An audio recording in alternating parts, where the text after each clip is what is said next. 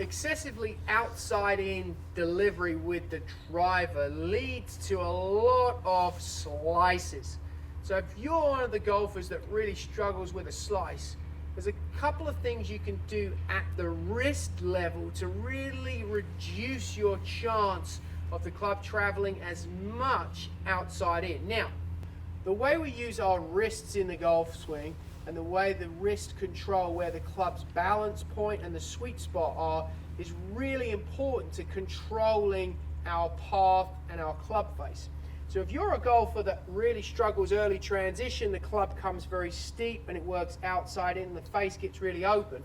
Little nugget for you is that if you add more bowing in your lead wrist or flexing and more extension in your trail wrist, that's going to, or cupping we call that, that's going to put the club further behind you in the sweet spot behind you and help you actually get the club face square. So even if you come over the ball, you can still get the club face closed. Now ideally what we want is to keep that sweet spot and that club face behind your hands. So if you're someone that gets the club up and you have a lot of cup and extension in your wrist and the shaft gets vertical and then you come across, you're going to slice it. Alternatively, you want to have the sensation that you're turning the clubs getting more around you. It's more at an angle, more laid off, and your lead wrist is very much bowed. Your trail wrist is extended, so the club is on a shallower angle and it's pointing away from you. And your hands are twisting the club, so the club face is looking back more towards you.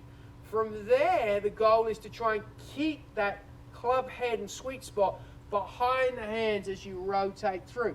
That's going to change the direction of the swing and get the club more inside out, which is way more advantageous to producing a straighter shot and potentially a draw.